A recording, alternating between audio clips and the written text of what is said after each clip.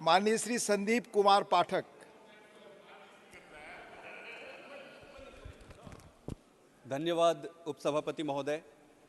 मैं अपनी पार्टी की तरफ से विमेन रिजर्वेशन बिल का समर्थन करता हूं और हमारा देश ऐसा देश है जहां पर देवियों को पूजा जाता है। जैसे कि नड्डा जी ने बड़े एलेबोरेट तरीके से एक्सप्लेन किया, देवी देवताओं से भी ऊपर देवियों को रखा गया है। ऐसा देश है जहां पर कृष्ण से पहले राधा का नाम आता है। ऐसा देश है जहां पे राम से पहले सीता का नाम आता है, शंकर जी से पहले भवानी का नाम आता है। हम ऐसे देश से बिलोंग करते हैं।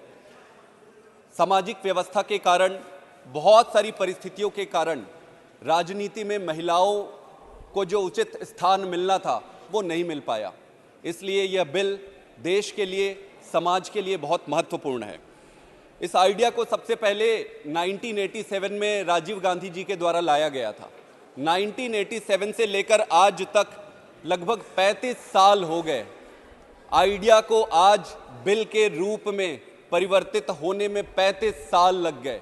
हम बड़े उत्साहित थे कि भारतीय जनता पार्टी की सरकार ने इस बिल को लेकर आया है, लेकिन जब इस बिल के अंदर में देखा तो हमें यह पता चला यह बिल तो धोखा देने वाला बिल है, महिलाओं को बेवकूफ बनाने वाला बिल है। ये बिल महिलाओं को रिजर्वेशन नहीं दे रही है, ये महिलाओं से रिजर्वेशन ले रही है। मैं बताता हूं कि कैसे करेगी। Please kindly check. धोखा और जो शब्द आपने इस्तेमाल किया वो संसदीय है। बोलने में संसदीय शब्दों का ही इस्तेमाल करें। Please you may take the appropriate decision. ये काम आपका है देखना, मेरा नहीं। आप संसदीय शब्दों का ही इस्तेमाल करें। Thank you sir. तो जिस तरीके से बहुत सारे जुमले दिए गए, ये भी उन जुमलों में से अगला जुमला है। जुमला दिया गया 18 करोड़ जॉब मिलेगा, कुछ नहीं मिला, जुमला निकला। किसानों के फसल को दुगने भाव मिलेंगे, जुमला निकला। काला धन वापस आएगा, जुमला निकला। महंगाई कम करेंगे, जुमला निकला। यह बिल भी जिस तरीके से इस पे पेच अड़ाया गया है उपसभापति महोदय, और मैं डिटेल में बताऊंगा कि कैसे पेच अड़ाया गया है। इस पेच जिस तरीके से अड़ाया गया है, ऐसा लगता है कि यह भी मात्र एक जुमला साबित होने वाला है। अमृतकाल एक बहुत अच्छा नाम है, सुन के अच्छा लगता है कि अमृतकाल में कौन नहीं रहना चाहेगा। अमृतकाल में, अमृतकाल एक संभावनाओं का समय हो सकता था, अपार संभावनाओं का समय हो सकता था। यंग नेशन है, एजुकेशन है, सब कुछ है, बहुत अच्छा कर सकते थे। लेकिन संभावनाओं को जिस तरीके से स्लोगन में और जुमले में बदल दिया गया है, यह दुर्भाग्य है इस देश का और दुर्भाग्य अमृतकाल का, जो राइटली डिजर्व करता है इस समय। सभापति महोदय, महिलाओं की सुरक्षा से संबंधित दिल्ली सरकार ने जो काम किए, सीसीटीवी लगाए, किसी भी देश के, विश्व में किसी भी देश के नेशनल कैपिटल में जितनी सीसीटीवी लगे उससे ज्यादा लगे। आप देखेंगे कि बसों में बस यात्रा फ्री किया गया, बसों में मार्शल लगाए गए। तो जब जब आपको अपॉर्चुनिटी मिलती है, जब जब संभावना मिलती है, आप उसका कैसे उपयोग करते हैं, यह दिखाता है आपकी नियत को, और यह स्पष्ट करता है कि आपके कर्मों और करनी और कथनी में कितना फर्क होता है। राजीव गांधी जी ने 1987 में एक कमेटी बनाई और उसमें नेशनल पर्सपेक्टिव प्लान फॉर्मुलेट किया गया। इस फॉर्मुलेशन में विमेन रिजर्वेशन को सबसे पहले रखा गया। उसके बाद पीवी नरसिम्हा राव जी ने 1992 में 73वें और 74वें अमेंडमेंट लाकर पंचायत में और कॉरपोरेशंस के इलेक्शन पे 33% रिजर्वेशन लाया गया। उसका आप प्रत्यक्ष प्रमाण देख सकते हैं कि लगभग 15 लाख से ज्यादा विमेन आज पंचायत में और जिला के दूसरे क्षेत्रों में नेतृत्व कर रही हैं। ये जर्नी 1987 से 2023 तक 35-36 साल का सफर कर चुकी है। उपसभापति महोदय, इस बिल के 3 हिस्से हैं। पहला, रिजर्वेशन, जिसमें 33% रिजर्वेशन की बात की जाती है, और जितने रिजर्वेशन SC/ST समुदाय को मिला है उसमें भी 33% रिजर्वेशन की बात करती है। उसके बाद दूसरा हिस्सा है जो महत्वपूर्ण है उपसभापति महोदय, और आपके माध्यम से पूरे देश के सामने मैं ये रखना चाहता हूं, कमेंसमेंट कब से शुरू होगा, कब से लागू होगा, इसके बारे में यह कहा गया है कि पहले सेंसस होगा और सेंसस के बाद फिर डिलिमिटेशन होगा, और डिलिमिटेशन के बाद फिर जाकर यह लागू हो सकता है। अभी नड्डा जी बात कर रहे थे, नड्डा जी ने स्वयं कहा कि 2029 से पहले तो संभव ही नहीं है। संभव है कि अगर बीच में एक दो अड़चने आ जाए तो ये आगे भी कितने साल जाएंगी किसी को नहीं पता। इसका मतलब ये है कि आज जिस बिल को हम डिबेट कर रहे हैं, आज जिस बिल को पास करने के लिए सारे इकट्ठे हुए हैं, उसके भविष्य का किसी को कोई अंदाजा नहीं है। तीसरा पक्ष इसमें है रोटेशन का। आप देखेंगे कि जब भी रिजर्वेशन की बात होती है, रोटेशन एक बहुत महत्वपूर्ण मुद्दा है।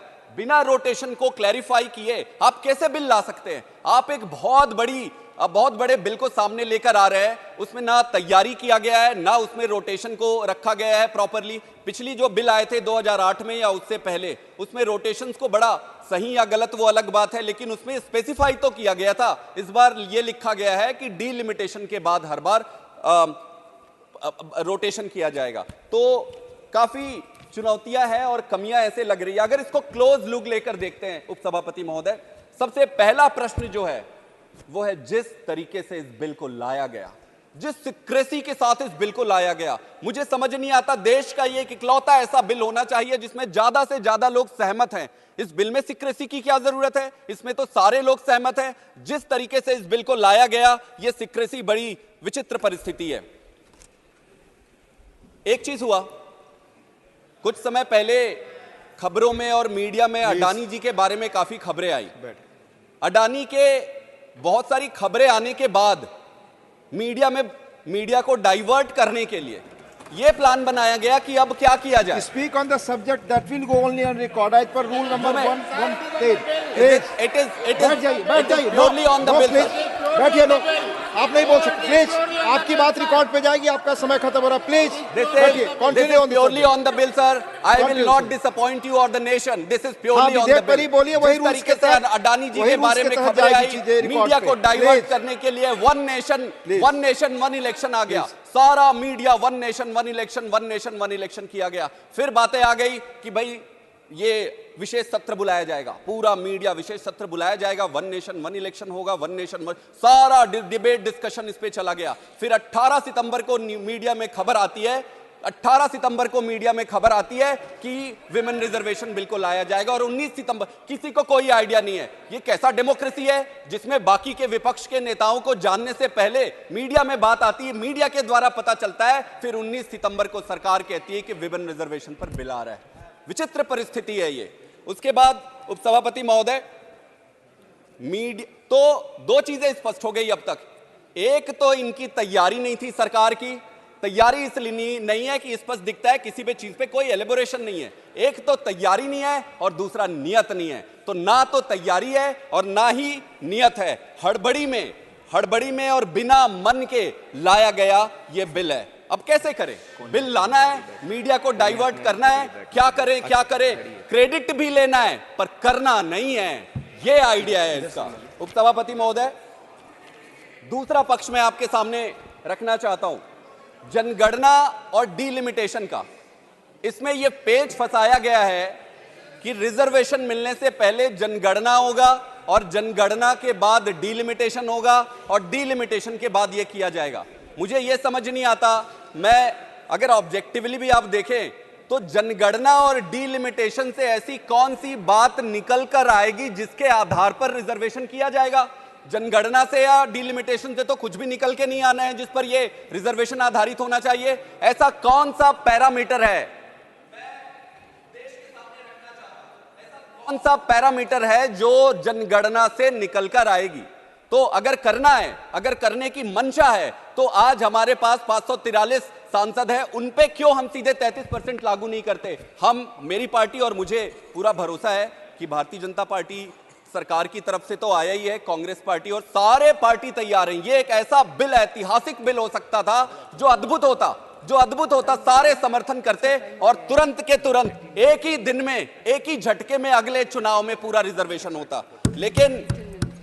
लेकिन क्रेडिट लेना है, चुनाव आ गया है पर रिजर्वेशन करना नहीं है। पिछली सरकारों ने भी बिल लाए थे, आप पिछली सरकारों के बिल उठाकर देख लीजिए।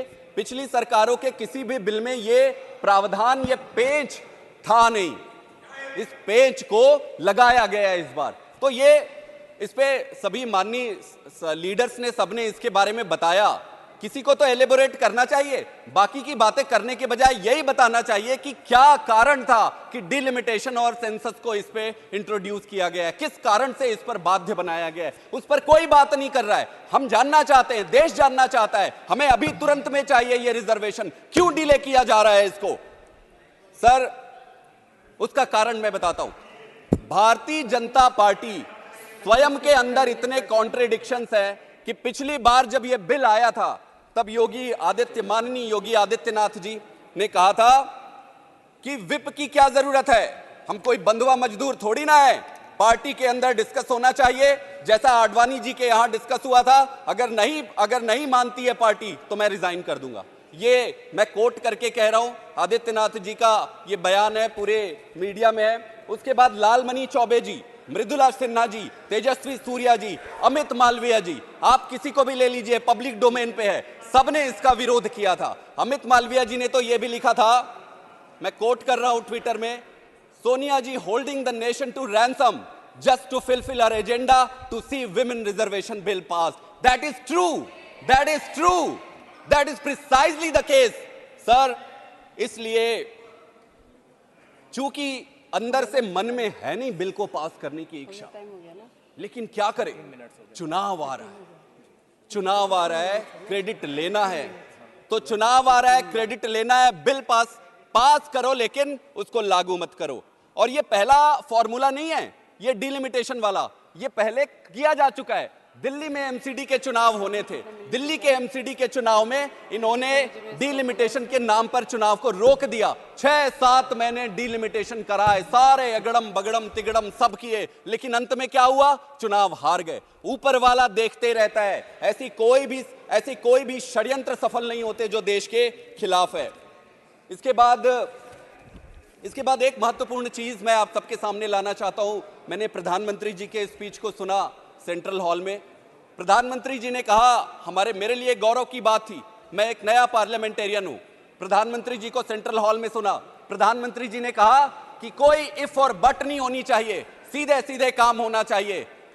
2 दिन के बाद बिल लाया गया और ये बिल में सेंसस और डिलिमिटेशन को, ये वही इफ और बट है जिसकी बात प्रधानमंत्री जी कर रहे थे। प्रधानमंत्री जी 2 दिन भी नहीं लगे आपको इफ और बट लगाने में। प्रधानमंत्री जी आपने भाषण दिया, उसको क्या हुआ, आपकी कहनी और कथनी में इतना फर्क क्यों है?